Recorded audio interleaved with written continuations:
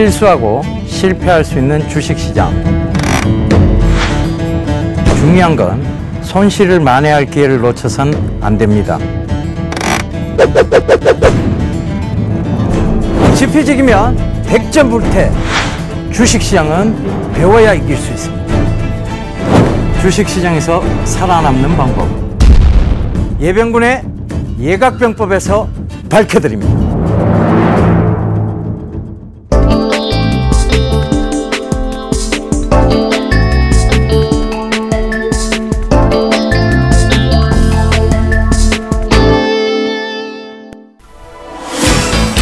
안녕하십니까. 수익을 말하다 예각병법, 오늘도 시작해 보도록 하겠습니다.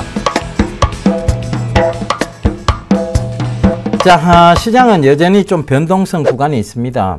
결과적으로 지금 거래대금이 너무 없다 보니까 코스닥에서 뺐다가 코스피로 옮겼다가 코스피에서 다시 코스닥으로 옮겼다가 이런 것을 반복을 하고 있죠.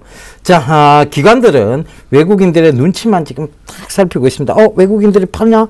사나? 이것만 눈치를 보고 있죠. 그래서 외국인들이 딱 팔면 어김없이 기관들도 눈치를 보면서 던집니다. 자, 오늘 코스피장이 그랬어요. 그죠? 외국인들이 딱 코스피 쪽에 들어오니까 코스피 쪽에 기관들이 같이 싹 붙습니다. 그런데 거래대금이 없다 보니까 뭘 팔아야 됩니까? 코스닥을 팔아야 되죠. 그런데 외국인들이 코스닥을 파니까 딱 눈치를 봐요. 그러니까 코스닥을 외국인들이 탁 던지니까 기관들도 어김없이 코스닥을 던졌습니다.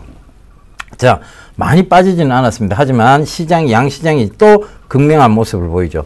자, 제가 제대로 된 상승이 나오기 위해서는 양시장이 동반 상승해야 되고 떨어질 때도 동반 하락해야 된다는 얘기를 드렸습니다. 지금 그렇다면 이 시장을 어떻게 해석해야 되느냐? 비정상적이고 비합리적인 시장이라고 아직은 해석을 하시면 되겠습니다.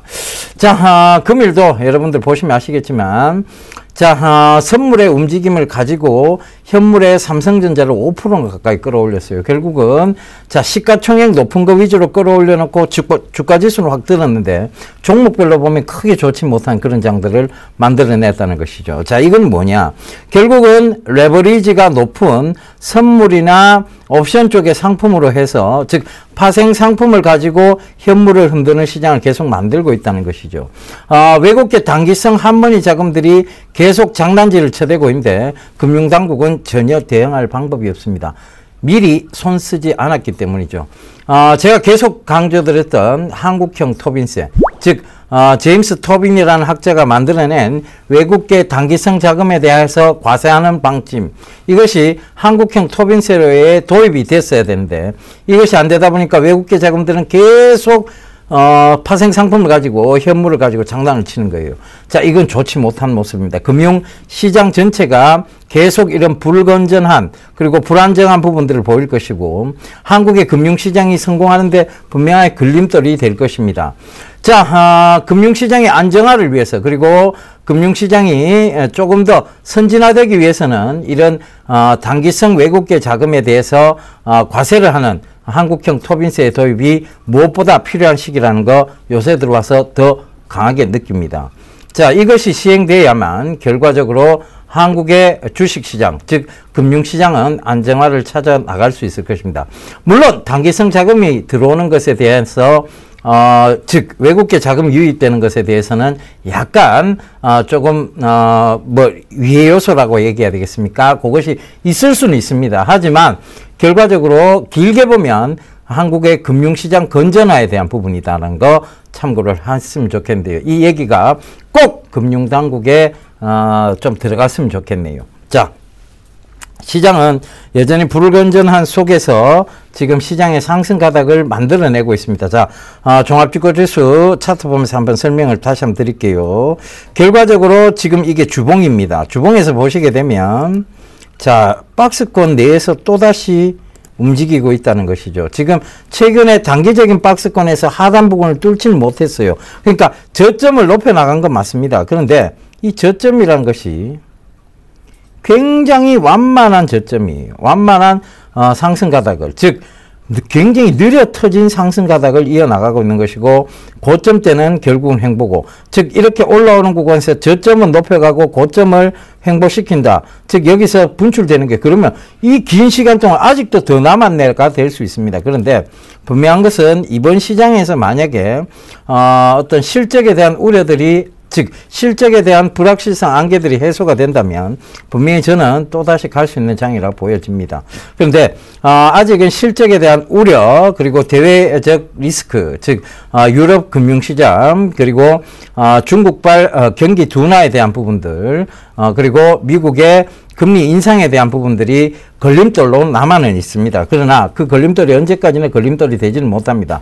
맷집이라는 게 생기죠. 툭툭툭툭 한 4방 맞으면 맷집이 딱 생깁니다. 그죠? 그때부터 맞아도 아픕니까? 아프죠. 예, 아픕니다. 4방 맞았다고 다시 한 방 맞으면 안 아픈 거 아니죠. 하지만 그만큼 맷집은 생겨요. 그러니까 금융시장에 맷집이 생긴다는 것은 결과적으로 즉 저점대 그 구간에서는 어김없이 반등이 올라온다는 것이죠. 그런 부분도 참고를 해보시고요. 자, 고점에서 밀리는 거에 대해서 제가 실수를 인정을 했습니다. 자, 선물에서요, 전고점을 뚫지를 못했어요. 근데 현물에서 뚫고, 제가 선물 전문가가 아니다 보니까 선물에서의 고점 뚫지 못했던 부분을 체크를 못했습니다. 그래서 시장은 의미 없이 밀렸습니다만 다시 정상적인 구간으로 회귀는 합니다. 그런데 이것은 어디까지나 아직도 비정상적인 흐름 속에 있다는 것이죠. 왜냐? 삼성전자만 기어 올리고 있습니다. 즉 결과적으로 뭐냐면 시가총액이 높은 것들 위주로 해서 지수만 방어를 한다는 얘기죠. 그러니까 선물의 어떤 방향성을 가지고 지수만 방어를 한다. 자, 이 부분을 참고를 해보셔야 되는데, 이 시장이 강하게 상승해서 박스권을 뚫기 위해서는 양시장, 즉 코스피와 코스닥의 동반 상승이 있어야 되는데, 자, 코스닥 같은 경우에 11월 달 지금 실적 발표가 조금 몰려 있습니다.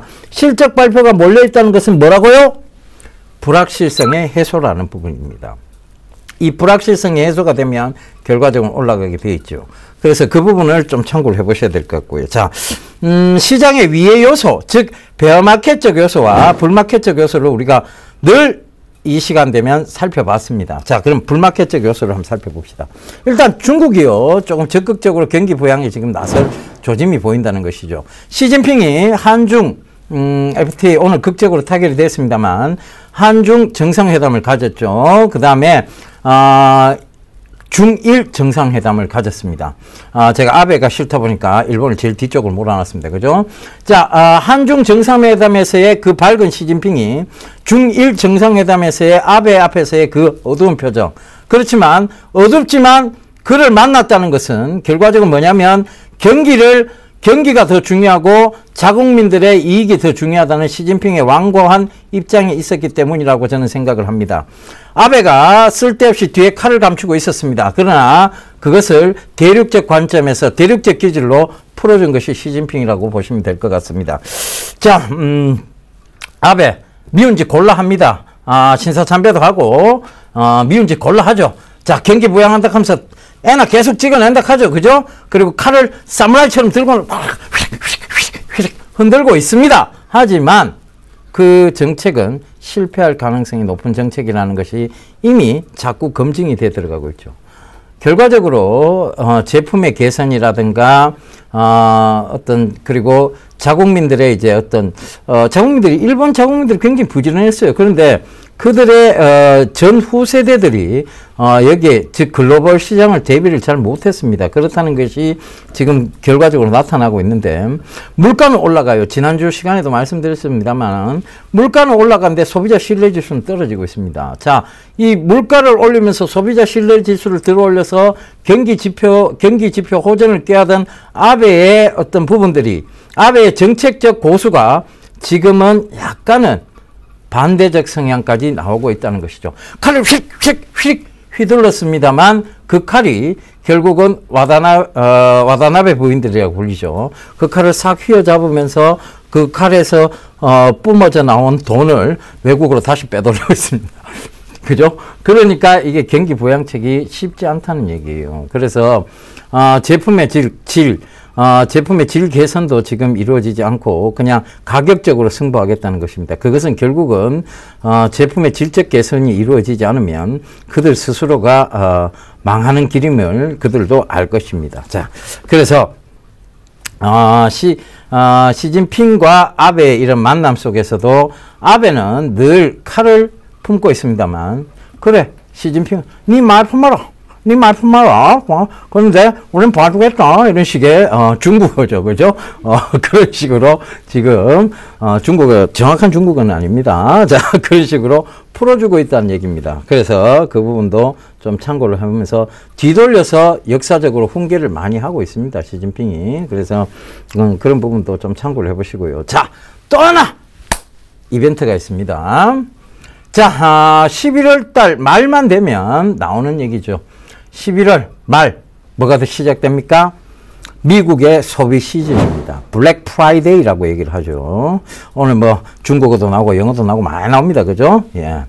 그래서 이 블랙 프라이데이, 즉 11월 28일부터 시행되는 이 블랙 프라이데이는 미국의 강한 소비 시즌인데요. 이 강한 연말까지 이어집니다. 연말까지 이어지는데 이때 소비가 강해진 이유는 연말 세일을 굉장히 크게 합니다. 그들은 90%, 뭐 80% 쉽게 세일을 합니다. 그렇다 보니까 소비도 굉장히 강해지는 측면이 나타납니다. 그래서 이 소비 시즌에 우리가 결과적으로는 실적이 어느 정도 개선되는 부분들이 보일 것이라는 것이고, 요새 여러분들 보면 해외 직구 많이 하세요. 해외에서 직접 구매를 하죠. 직구라고 얘기를 하는데, 해외에서 직접 구매를 많이 하세요. 그러다 보니까 CJ 대한통운이라는 택배 회사만 신났습니다. 그죠? 지금 CJ 대한통운이 택배 회사가 굉장히 지금 물동량이 많아지면서 실적이 계속 좋아지고 있는 상황이에요. 그러다 보니까 주가는 최근에 고공행진을 좀 했습니다. 이 블랙 프라이데이에 더불어서 또 우상향을 계속 이어갈 종목이 뭐냐면 바로 이 CJ 대한통운입니다. CJ 대한통운은 저기가 몇 점짜리대죠? 18만원대 부근이요. 그러니까 이 18만원대 부근에서 분할로 매수를 하신다면 충분히 이 블랙 프라이데이와 더불어서 다시금 전 고점대 영역은 21만원, 22만원까지 이상으로도 갈 수 있는 종목임을 다시 한번 말씀드리도록 하겠습니다. 그러니까 완만한 상승이 아니고요. 지금 급격하게 상승세를 이루어 나가면서 건전한 조정 구간이 들어왔습니다. 즉 이것은 뭐냐면, 자, 여기서 거래량이 굉장히 크게 수반이 됐고 여기서 들어올리기 시작했죠. 그런데 이때 가격대, 거래량이 수반된 때의 가격대를 우리가 한번 살펴보자면, 자, 여기에요. 여기인데 여기가 11만원대입니다. 그러면 여기서 급격하게 거래량이 수반돼서 지금 18만원대까지, 즉 21만원대까지 10만원 가까이를 단숨에 들어올렸어요. 그렇다면 조정이 충분히 들어올 수 있는 자리대는 맞았습니다. 그러니까 조정이 충분히 들어왔고 건전한 조정 구간에서의 매수 전략은 언제나 유효하다는 거 참고로 하셨으면 좋겠습니다. 결과적으로 이런 블랙 프라이데이와 그 다음에 유럽의 슈퍼 마리오죠. 22 총재의 마리오 드라기의 어떤 시사적 발언, 즉 뭐냐 하면 우리는 언제든지 경기 부양책 카드를 꺼내놓을 수도 있다라는 시사적 발언과 더불어서 지금 지금 중국과의 어떤 훈풍, 중국의 훈풍이 지금 불었어요. 후광통부터 시작해서 한중 FTA 전부 이런 중국의 훈풍이 불었죠. 그래서 아침 방송입니다. 아침 방송 역전의 명수 시간에 제가 지난주에 차이나 디스카운트 관련주들 소개시켜 드렸고, 그리고 중국 중산층 확대 관련주들 소개시켜 드린 이유가 바로 이번 주에 있었을 한중 FTA 관련도 있었다는 거 분명히 참고를 하셨으면 좋겠습니다. 급등세가 좀 나왔죠. 지금 CKH는 오늘 가격 제한폭까지 올랐고요. 차이나 하우란, 차이나 그레이트 모두 급하게 올랐습니다. 완리, 웨이포트, SNC 엔진그룹, 중국 기업이면서 한국 내 상장되어 있는 기업들이 대다수 크게 오른 큰 폭의 상승을 이뤄냈다는 거 참고를 해보셨으면 좋겠고요. 보령 메디앙스, 아가방 컴퍼니, 중국 중산층 확대 관련주들 역시 오늘 강한 상승세의 모습을 보였다는 것도 여러분들 참고해 보셨다면, 결과적으로 앞으로 시장도 역시 마찬가지입니다. 성장성을 두고 미래에 대비하는 것이 결과적으로 중장기적 모멘텀을 가지고 있는 것들이 결과적으로 시장에서 계속 주목받을 수밖에 없다. 이것도 꼭 좀 참고를 하셨으면 좋겠습니다.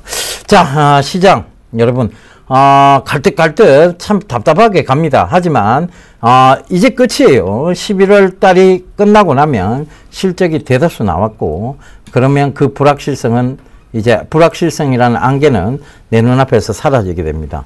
그러면 순간적인 대외적 리스크는 있을지 모르겠지만 장기적 대외적 리스크는 이제 없다라고 보셔도 무방할 것 같습니다. 그러면 다시 실적 발표가 나오는 1월달, 2월달쯤에서나 리스크에 대한 부분들, 그러나 지금 실적은 어느 정도 바닥에서 턴하고 있는 과정입니다. 하지만 그것이 100% 턴할지 안 턴할지는 여러분들 이 프로그램을 계속 시청하면서 해안을 찾으셔야 될 것 같아요. 진입장벽이 낮은 쪽 주의하라는 얘기도 계속 드리고 있습니다. 중국이 진입을 했을 때 진입장벽이 낮은 쪽은 역시 퇴화될 수 있는 부분이다. 그렇지만 중국 자국민들이 믿지 못하는 제품, 의류라든가 영유아용품, 그리고 분유, 이런 섹터들은 여전히 중국인들이 자국의 제품을 믿지 못하죠. 그렇다면 이 부분은 기술력이라기보다는 불신에 대한 부분이 더 강합니다. 그래서 그 부분도 좀 지속적인 관심을 가져야 된다는 것도 말씀을 드리도록 하겠습니다. 자, 아베가 칼을 휙휙 휘둘러도 한국과 중국은 여전히 일본을 싫어합니다. 그러면서 일본에 맞대응할 수 있는 충분한 여건이 될 수 있습니다. 그래서 여러분 너무 엔저에 대해서 민감하게 반응하시기보다는 차라리 저들이 망해가는 지름길을 택하고 있구나라고 생각을 하시면서 중장기적 관점에서 다시 한번 보실 것을 당부드리겠고요. 소비 시즌입니다. 자, 이 소비 시즌 때 충분히 소비 시즌 때 실적을 발휘할 수 있는 회사들 다시 한번 체크해 보시는 것을 당부드리도록 하겠습니다. 이제 본격적으로 12강자 시작해 보도록 하겠습니다.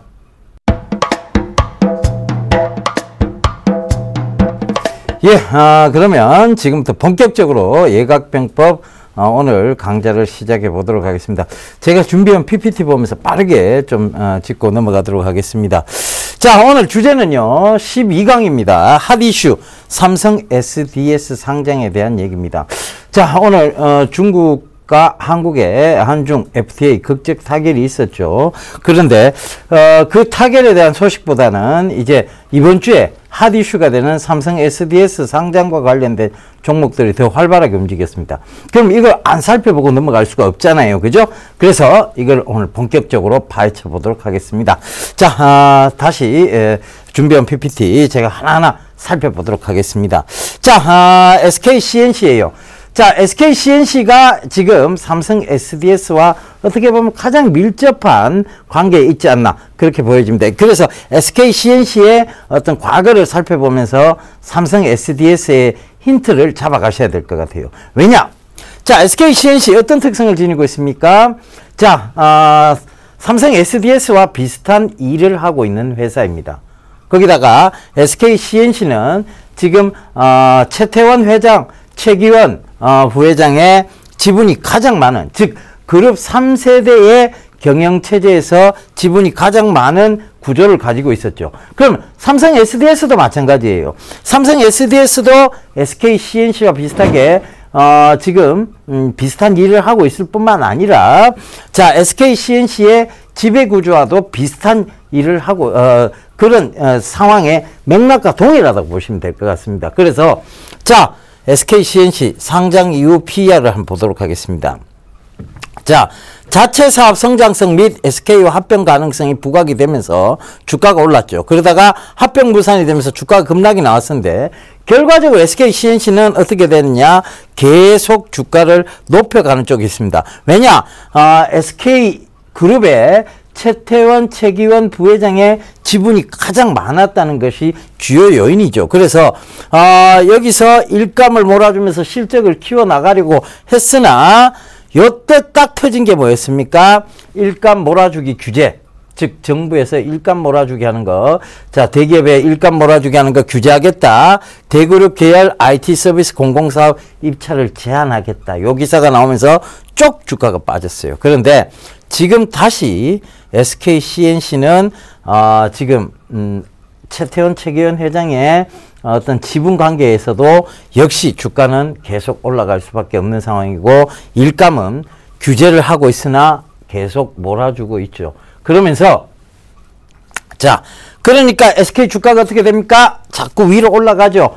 그리고 지금 하는 일도 삼성 SDS와 비슷한 일을 하고 있다고 보시면 될 것 같습니다. 자, 삼성 SDS도 사물인터넷과도 연관이 있죠.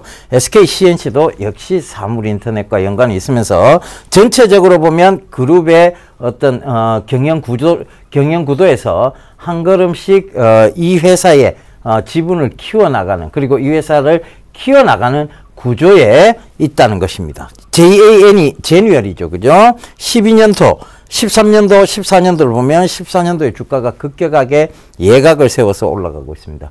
자, SK CNC. 제가, 바로, 막상막하 투맨쇼에서, 4월 달쯤에, 여러분들께 이 SK CNC를 추천을 드렸는데, 기억하시는 분들은 분명히 좋은 수익을 거뒀으리라 생각을 합니다. 자, 그래서 다음 장 한번 보면서 다시 한번 얘기를 또 이어가도록 하겠습니다. 자, 삼성전자 및 IT 계열사예요. 자, 물류를 이쪽으로 지금 몰아주고 있다는 건데, 물류업체와 직접 계약하지 않고 삼성 SDS에 바로 해외 화물 일괄 발주를 합니다.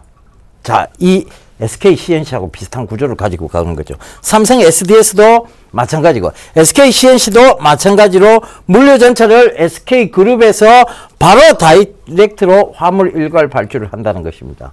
자, 그래서 SK CNC 주가가 그렇게 좋다, 즉 상장되고 난 이후에 좋았던 점, 그런 것들을 생각해 보신다면 이 삼성 SDS도 지금 청약이 왜 그렇게 몰리고 있는지 아마 여러분들 청약이 많이 몰렸던 이유가 딱 답이 나오는 거예요. 그래서 여기서 하청업체를 선정해서 국내외 바로 물류 컨설팅 소프트웨어를 제공하고 실제 물류 운송 업무 없이 사실상 중개 역할을 한다는 것입니다. 그래서 운송업체 국내외 이런 식으로 일감을 SK에서 전적으로 밀어준 게 SK CNC고, 삼성전자와 IT 계열사에서 전적으로 밀어주고 있는 게 삼성 SDS란 소리입니다.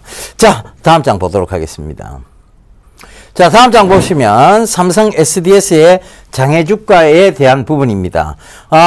장외주가가 지금 어떻게 올라오고 있느냐. 삼성 SDS가 지금 장외거래가가요, 최근에 들어서 바로 2014년도 7월달 여기까지만 해도 잠잠하던 주식이, 자, 한번 SDS 상장 소식과 더불어서 급격하게 올라왔고 횡보가 이어지고 난 다음에 바로 지금 급등하고 있는 모습입니다. 이거는 뭐냐면 곧 상장이 임박돼 있죠. 바로 11월 15일 날 상장을 임박을 두고 있습니다. 그러니까 지금 장외 주식 주가도 굉장히 좋게 나타나고 있어요. 그런데 이 장외 주식 주가가 지금 거래되고 있는 선이 요 선입니다. 바로 25만원 약간 윗선인데요. 이 선에서 지금 공모가가 요 밑으로 떨어지게 되면, 공모가 지금 예상되는 게 15만원에서 19만원 사이라고 얘기를 하죠. 여기서 책정이 된다면, 자, 이 물량들과 더불어서 삼성 SDS 주가는 급격하게 들어 올릴 수 있다는 얘기가 나옵니다. 그래서 그 부분도 꼭 좀 참고를 해 보셔야 될 것 같고요. 그 다음 장 보도록 하겠습니다. 자, 삼성 SDS의 물류 BPO 로드맵입니다. 자, 아까 제 일감 몰아주기 한다 그랬죠? 그거 딱 기억해 보세요. 삼성전자와 IT 계열사가 삼성 SDS의 일감을 몰아주고, SK그룹의 모든 일감들이 SK CNC 쪽으로 가고 있어요. 그러면, 자, 글로벌 물류 인프라를 완성시킬 수 있는 시점이 2016년도부터라는 것이라는 겁니다.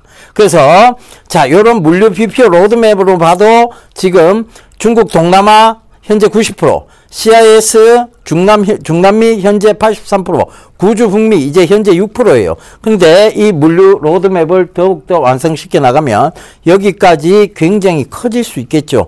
자, 그렇다면 그룹 관계사 쪽으로 확대까지 가능하다는 얘기입니다. 그래서 이 삼성 SDS의 상장이 큰 의미를 가지고 있습니다. 특히 삼성그룹주에서는. 그럼 우리는 어떻게 지금 봐야 되느냐에 대한 부분을, 자, 요 준비한 PPT 한 장 한 장 또 넘겨가면서 체크를 해보자고요. 자, 다음 장 보도록 하겠습니다. 삼성 SDS 지분 구조예요. 가장 먼저 알아야 될 것이죠. 어떻게 보면. 자, 이재용 부회장의 지분이 11.3%입니다. 자, 삼성전자, 삼성전기 지분이 7.9%고, 이건희 회장이 지분이 없어요. 그 다음에 삼성물산의 지분이 17.1%고 있고, 삼성전자 지분이 22.6%가 있습니다. 그런데, 자, 요거하고 제일모직과 관련해서 딱 살펴보면요. 자, 이재용 부회장의 지분이 요만큼 있습니다. 이부진 회장의 지분도 3.9%, 이서현, 이제 지금 현재 막내딸이죠. 그 지분이 3.9%입니다. 자, 이렇게 본다면, 결과적으로 지금 3세 구조, 즉 소액주주를 제외한 나머지로 본다면, 전체 삼성그룹에서 지배 구조를 높여놓은 기업이다. 삼성 SDS가 그렇다는 얘기입니다. 그러면 이 삼성 SDS를 상장했을 때 바로 삼성은 어떠한 효과를 거둘 수 있느냐에 대한 부분입니다. 왜? 자, 다음 장 보도록 하겠습니다.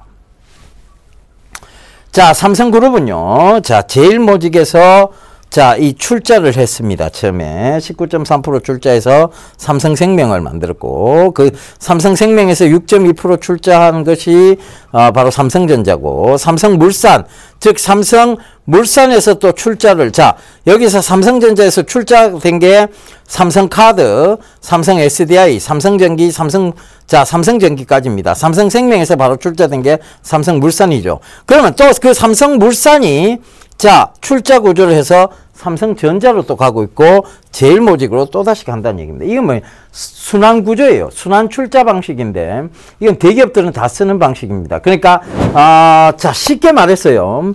여기서 제일모직에 잉여 자금이 있습니다. 그 출자가 어떤 다른 회사를 만들어요. 그리고 그 다른 회사가 또 다른 회사를 만듭니다. 그리고 나중에 만들어진 회사가 또다시 그 회사에 출자를 합니다. 이게 순환 구조죠. 결과적으로 대기업들은 이런 방식을 쓰면서 어떻게 왔느냐? 세를 부풀려 왔다는 것입니다.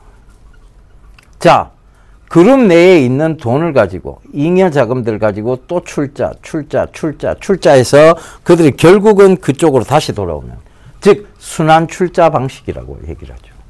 이런 방식들을 법상으로 막을 수는 없습니다. 그렇다 보니까 공공연하게 묵인이 되고 있습니다만 결과적으로 주주들한테는 크게 이익적인 부분은 아니에요. 하지만 그들의 그룹을 키우기에는 가장 현명한 방식이라고 보이는 것이 바로 순환 출자 구조 방식입니다. 이 순환 출자 구조 방식을 철저하게 지금 잘 만들어내고 있는 것이 삼성그룹인데요. 자, 다음 화면 좀 보시겠습니다. 자, 글자 잘 안 보실 거예요. 자, 제가 그럼 읽어 드릴게요. 자, 삼성의 지배 구조예요. 여기서 가장 중요한 것은 뭐냐 하면 삼성의 지배 구조에서 제일 먼저 집중이 된 것이 제일모직 쪽입니다. 이 제일모직 쪽으로 해서 삼성전자, 삼성물산, 제일기획, 호텔신라 이렇게 쭉 나눠져 있습니다. 자, 그런데 이 여기서 이제 지배구조에서 이건희 회장이 지금 아프잖아요. 그죠? 그러면 이건희 회장의 지배구조에서 즉 제3세대 경영체제인 이재용 부회장 쪽으로 넘어가야 되는데, 자, 넘어가게 되면 어떻게 되느냐? 뭐가 발생을 합니까? 세금이 발생을 하죠. 그래서 지난 정권 때 바로 가장 문제가 됐던 것이 삼성 에버랜드 바로 그 불법 전환 사채에 관한 부분이었습니다. 그러니까 불법 증여가 아니냐에 대한 부분에서 논란이 많았었죠. 자, 그런 부분에서 살펴본다면 역시 마찬가지예요. 자, 이 지배 구조를 가지고 있어도 결국은 자, 어느 정도 면세되는 쪽은 있지만, 자, 여기서 어느 정도는 세금을 물 수밖에, 즉 증여세를 물 수밖에 없는 상황이죠. 그래서 다음 화면 보시겠습니다. 자, 왜 삼성 SDS를 상장하느냐에 대한 부분에 대한 해답입니다. 물론 이게 다는 아닐 것입니다. 하지만 상속에 대한 문제가 이제 걸려 있어요. 자, 이건희 회장이 돌아가시기 전에 물려주면 그것은 상속세가 아니라 증여세가 되는 거고, 이건희 회장이 지금 몸이 아파서 만약 이대로 돌아가시게 된다면 오너 일가는 상속세 납부를 해야 됩니다. 그 납부를 위해서는 현금 마련, 즉 캐시가 필요하다는 얘기죠. 그 돈이 필요하니까 얼마만큼의 돈이냐? 6조 원 가까이 되는 돈입니다. 그래서 상속을 통해 안정적 지분율을 확보하는 것인데요. 결국은 삼성생명에 있던 지분율을 자 이재용 부회장 쪽으로 넘어가고 또 삼성전자에 있던 지분율을 이재용 부회장 쪽으로 넘어가게 된다면 최종 세액은 거의 6조 원에 가깝습니다. 자, 그죠? 삼성에서 지금 이 6조 원이란 돈을 내기 위해서는 자, 이 상장을 통해서 삼성 SDS의 상장입니다. 그 상장을 통해서 바로 이런 지배 구조들을 안정화시켜 나가는 작업들을 할 겁니다. 그래서 그 부분이 가장 주요 요지가 되는 것이죠. 자, 그래서 전체적으로 보면 시장에서 지금 오늘 삼성물산이 최근 들어서 굉장히 좀 강하게 올라오고 있어요. 그죠? 자, 삼성물산 한번 봐보세요. 지금 삼성물산의 월봉인데 이 월봉을 보게 되면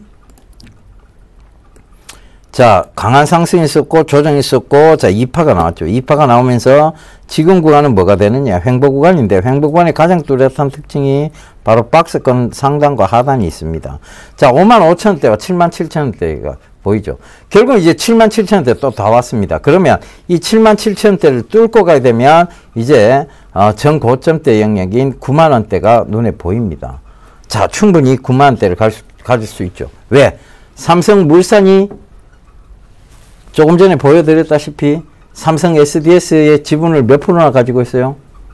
17%나 가지고 있습니다. 17%가 넘죠. 그러다 보니까 삼성 SDS가 상장이 되면 삼성물산에는 분명히 수혜가 됩니다. 그럼 삼성물산의 지배는 또 어떻게 되느냐?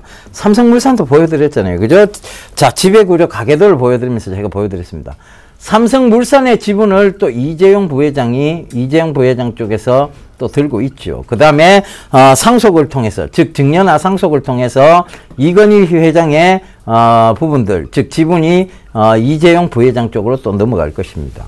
자, 어찌됐든 그룹이 없어지지는 않아요. 그룹은 계속 3세대 경영체제, 4세대 경영체제를 만들어 나가면서 올라올 것입니다. 그런데 지금 그 부분에서 이 3세대 지배구조 체제를 왜 명확히 하고 확고히 하고 가느냐?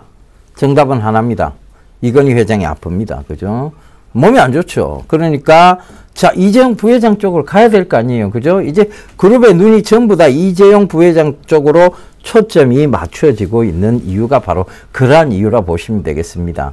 자, 그래서 지금 초점이 맞춰지니까 자, 이재용 부회장의 행보가 빨라지기 시작했습니다. 미국 가서 스마트싱즈라는 사물 인터넷 플랫폼 회사도 인수해와 콰이어트 사이드라는 공제회사도 인수해와 바빠졌습니다. 그죠? 바빠졌습니다. 그런데 그 이유는 이제 자기의 경영체제를 굳건히 하기 위해서, 확고히 하기 위한 부분이라는 거 참고하셨으면 좋겠습니다. 자, 그가 갑자기 바빠질 이유가 없죠. 그래서 그런 부분들을 명확히 좀 참고를 하셨으면 좋겠고요. 자, 그래서 이런 구조 체제로 본다면 그러면 삼성 SDS 상장과 더불어서 자, 우리가 그런 얘기 있었죠. 삼성생명 처음에 상장될 때 여러분들 얼마나 말이 많았어요. 그죠? 삼성생명 상장되자마자 야, 잔치 큰 잔치 벌어졌다고 했는데 소문난 잔치에 먹을 거 없다는 듯이 그때부터 주가는 내리꽂았습니다.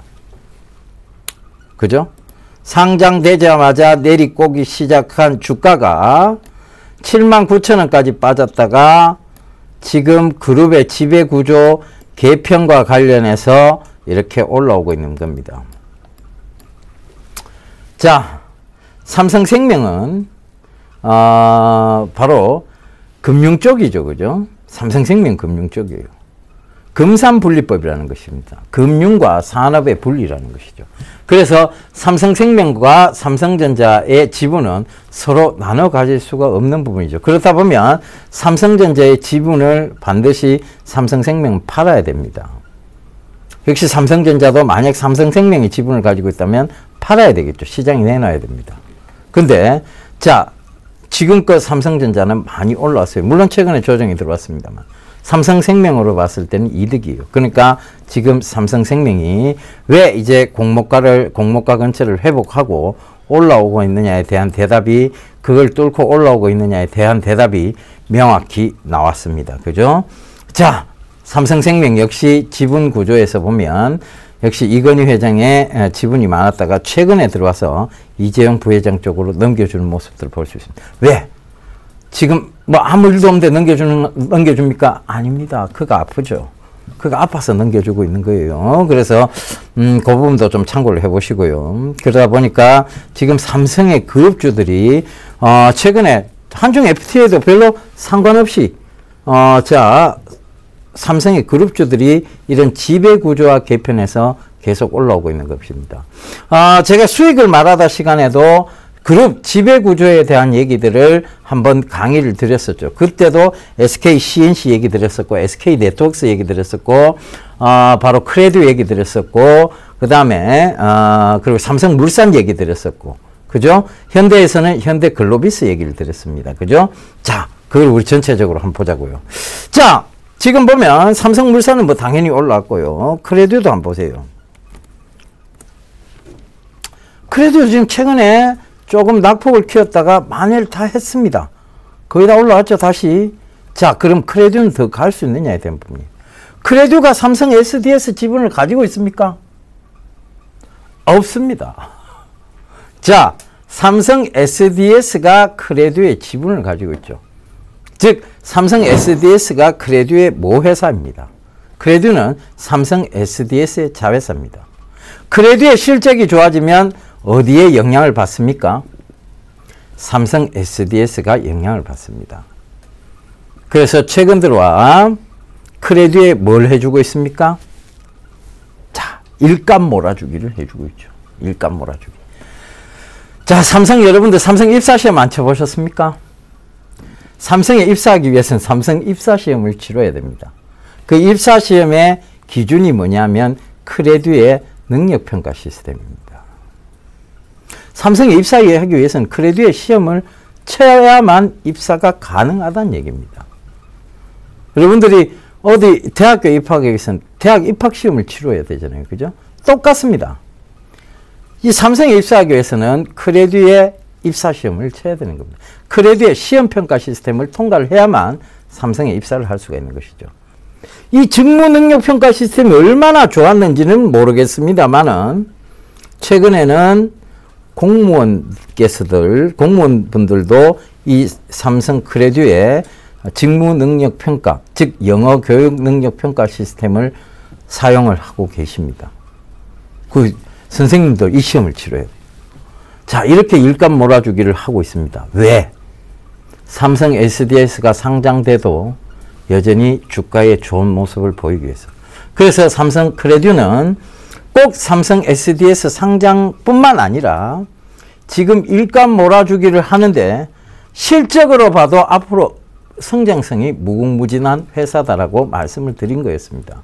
자, 이번에도 실적 발표가 나오면서 크레드는 굉장히 실적이 좋았습니다. 해마다 그 성장세를 이루어 나가는 거 쉽지 않습니다. 그런데 폭발적 성장세죠. 20%가 넘는 성장세를 만들어 나가면서 지금 해마다 그 기준들을 높여 나가고 있다는 거. 즉 그것은 결국은 삼성의 일감 몰아주기. 즉 삼성이 일감을 몰아주고 있는데 삼성 밴드 업체들도 여기 일감을 안 주겠습니까? 일감 몰아주기를 하고 있다는 얘기죠. 그래서 이 크레드를 통해서 삼성 SDS는 더욱더 모회사로서 강한 모습들을 보이고 있는 겁니다. 자, SK CNC가 바로 그 증거라고 볼 수 있겠습니다. 그죠? 그 다음에, 자, 그런 쪽으로 좀 생각을 해보세요. SK CNC도 한번 봐보세요. SK 그룹에서요, 전폭적으로 지원을 하고 있습니다. 지금. 일감을 다 거기다 몰아주고 있어요. 그죠? 일감. 현대글로비스도 마찬가지입니다. 일감 계속 현대그룹에서 계속 몰아주고 있습니다. 운송에 관련해서 현대글로비스가 결국, SK CNC가 결국 운송과 관계된, 물류와 관계된, 즉 삼성 SDS도 마찬가지 물류와 관계된 것이라고 보시면 되겠습니다. 자, 그래서 그 부분 크레드도 마찬가지고요. 현대글로비스도 최근에 현대동반 좀 하락이 있었습니다만, 자, 현대글로비스 최근에 한번 보세요. 오늘 보시면 바로 또 이제 돌려 세우는 모습들이 보입니다. 그죠? 그 다음에 자, SK CNC 한번 볼게요. 뭐 이건 말할 것도 없습니다. 신고가를 계속 만들어 나가죠. 결과적으로 자, 여기 한번 보세요. SK CNC. 이제는 안 팝니다. 우리는요, 이런 장기 성장성에 여러분들 올인하시면 돼요. 밑에서 잡으면 아무 걱정할 게 없습니다. 뭐가 있기 때문에? 익절가라는 게 있기 때문에 그렇습니다. 그죠? 이 밑에서 잡았다면 14만원대 저희가 잡았잖아요. 그죠?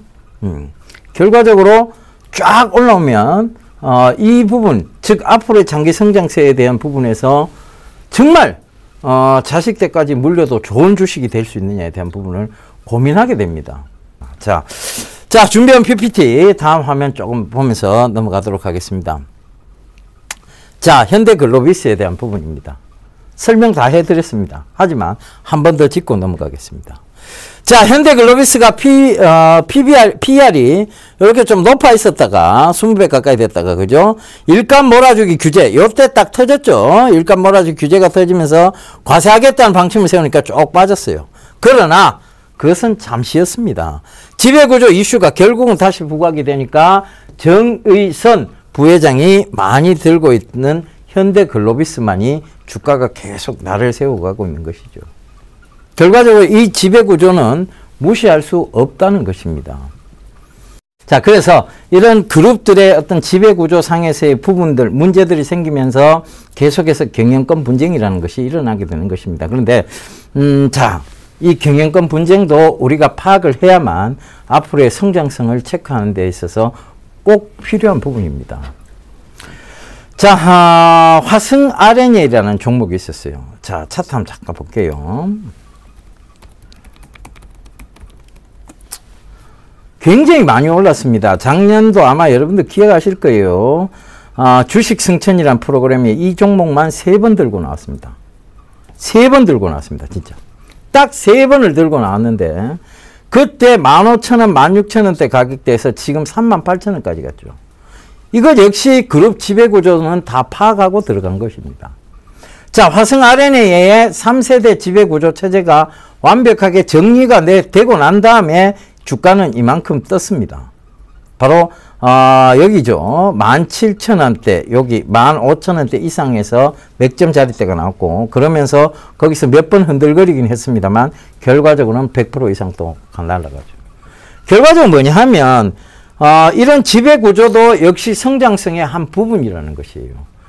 그룹에 아무리 좋은 회사가 있으면 뭐합니까? 그 회사를 키워주지 않으면, 즉 일감을 몰아주고 실적을 만들어주지 않으면 그 회사는 커지지 않습니다. 그래서 그 부분이 바로 이런 그룹의 지배구조가 꼭 중요하다는 얘기가 성립이 되는 거죠. 그런 명제가 꼭 성립한다는 얘기입니다. 자, 그래서 지금 여러분들이 투자하고 계시는 코스피, 코스닥은 전부 다 그룹입니다. 그룹들은 자, 어느 정도 이제 해가 거듭나갈수록 이제 2세대, 3세대에 대한 지배구조 체제들이 점점 자리를 잡아가게 되겠죠. 특히 굉장히 오래된 그룹들, 특히 우리나라 굴지의 기업이라고 하는 곳들은 다 그룹에서의 지배구조를 만들어 나가고 있습니다. 그죠? 가장 좋은 방식이 여러분들 주주들한테는 좋지 않은 방식입니다만 순환 출자 방식으로 그룹의 지배구조들을 더 강화시키기도 한다는 얘기입니다. 그 얘기를 오늘 드렸던 거고요. 자, 그래서 삼성 SDS가 상장이 되면 어떻게 되느냐에 대한 부분입니다. 저는 이 자리에서 감히 공언해 드리겠습니다만 삼성 SDS가 상장돼도 삼성 SDS의 상장과 더불어 수혜가 될 수 있는 종목들이 그날 설사 약간 빠진다 할지라도 금방 다시 회복해서 주가는 가게 되어 있다는 것을 다시 한번 말씀드리도록 하겠습니다. 삼성물산, 제일모직, 그 다음에 크레듀, 자, 이런 회사들, 그리고 지금 삼성 SDS, 이런 회사들은 지금 지배구조상에서 수혜를 볼 수밖에 없는 그런 회사들이라고 보시면 되겠습니다. 자, 제일모직과 합병한 곳이 어디입니까? 삼성 SDI죠. 그죠? 삼성 SDI와 제일모직이 합병이 되면서 그룹 지배구조상에서의 지분율은 이재용 부회장이 굉장히 크게 늘어났습니다. 합병이 되었기 때문에. 그죠? 에버랜드에서 출자 전환했고, 출자 전환해서 그것이 제일모직에서 또다시 합병이란 과정을 거치면서 삼성 SDS의 지분은 이재용 부회장이 굉장히 크게 많이 늘어났습니다. 그것 때문에 삼성 SDS가 최근에 지금 어떻게 보면 주가가 바닥을 찍고 올라오고 있는 모습이죠. 삼성 SDI죠. 그런데 이게 삼성 SDI가요, 실적이 아직 크게 좋지는 않습니다. 그렇지만 지금 실적 때문에 올라오는 것이 아니라 지배구조 때문에 올라오고 있다는 점 참고해 보신다면, 굳이 실적도 좋고 지배구조와도 관련이 있는 종목을 잡을 필요가 있지, 굳이 실적은 무관하게 지배구조와 관련이 있는 거를 잡아 들어가시면 여러분들이 다시금 내려올 수도 있다는 얘기죠. 그죠? 그러니까 중요한 포인트는 뭐냐? 지배구조와도 관련이 있으면서 실적도 좋은 회사입니다. 요거 중요합니다. 두 가지가 병행이 돼야죠. 실적도 좋으면서 지배구조와 관련이 있다. 자, 어떤 회사들이 있습니까? 다는 못 가르쳐 드리죠, 우리가. 우리 여러분들 이걸 다 가르쳐 드리면 여러분들 돈을 너무 많이 벌어요. 그럼 여러분들의 자식 대해서 또 싸움이 일어납니다. 그걸 제가 미연에 방지하고자 하는 거니까 걱정됩니다. 그죠? 제가 너무 많이 벌어드리면 여러분들 밑에 자식 대해서 아마 싸움이 크게 일어날 거예요. 왕자의 난들이 일어나죠. 그죠? 그래서 제가 살짝만 알려드리도록 하겠습니다. 자, 오늘 하루만 다. 예, 자, 일단은, 지금 삼성 SDI는 실적이 안 좋아요. 그런데 지배구조와 관련이 있죠. 자, 그 다음에 삼성물산을 한번 보세요. 삼성물산은 크게 실적이 나쁜 게 아닙니다. 그죠? 삼성물산은 크게 실적이 안 나빠요. 지금, 거기다가 건설 경기에 대한 부분들, 건설 경기가 좀 살아 돌아오지 않겠느냐에 대한 부분들, 그거까지 맞물려 있는데, 건설 경기도 아직 크게 돌아온 건 아니죠. 하지만 삼성물산이 실적이 크게 나쁘지 않다. 그것은 이 회사가 실적도 안 나쁘면서 뭐가 있다? 지배구조와도 관련이 있다가 되겠죠. 그 다음에 요거 역시 마찬가지입니다. 실적도 폭발적으로 성장세에 있으면서 지배구조와도 관련이 있다. 그러면 요것도 유심히 보실 필요가 있죠. 일감 몰아주기도 하고 있다. 자, 요거 유심히 보시면 될 것 같습니다. 자, 그 다음 또 하나. 보강그룹주들이 있어요. 휘닉스 홀딩스가 있는데, 자, 요거는 실적은 안 나옵니다. 실적은 안 좋아요. 그런데 이제 기대감이 부각이 되기 시작했죠. 그렇다면, 자, 요거는 예전에 제가 그 대박 플러스 시간에 한참 잘 쓰던 얘기 있습니다. 버려! 자, 요걸로 넘어가겠습니다. 버려. 휘닉스 소재 역시 마찬가지입니다. 요거는 반기문 유엔 총장하고 관련주라고 해서 최근에 좀 급등이 나왔는데, 결국은 실적이 안 받쳐주니까 뭐가 된다? 뼈쪽산이 된다. 뼈쪽산이 된다는 것은 우리가 뭐 해야 된다? 버려! 해야 된다는 것입니다. 자, 그래서 그 부분 참고해 보시고요. 결과적으로 실적도 좋으면서, 그 다음에 삼성의 그룹 지배구조 재편과 관련이 있는 종목들, 그런 종목들 위주로 보시면 되는데요. 한 종목만 더 볼게요. KCC입니다. KCC는 실적도 좋으면서 삼성의 지배구조와도 관련이 있죠. 그렇다는 것은 계속 여러분들이 지속적으로 관심을 보실 필요가 있는데, 자, 요거는 최근 들어와서 박스권의 모습이 보이고 있어요. 여기와 자, 여기까지로 보시면 될 것 같습니다. 69만 7천원과 59만 2천원, 약 10만원 사이로 왔다 갔다 거리고 있는 거예요. 그죠?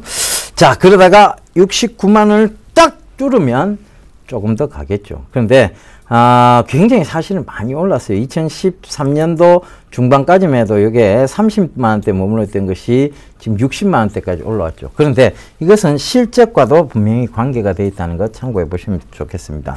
자, 그래서 지금도 마찬가지입니다. 그룹 지배구조도 어떤 부분이 있지만 실적이 굉장히 좋은 회사다. 요거 참고해 보시면 되겠는데요. 자, 저번에 지난주였어요. 지난주에 제가 수익을 말하다 녹화를 찍으면서 자, 월요일날 그때 녹화를 하면서 현대위아에 대한 얘기를 드렸습니다. 요거 딱 한 종목 얘기 드렸어요. 그죠? 자, 펀드멘탈의 훼손이 없으면서, 그죠? 펀드멘탈의 훼손이 없으면서 그냥 엔제라는 이유로 막연하게 떨어진 종목이 있다면 그것은 매수 찬스다.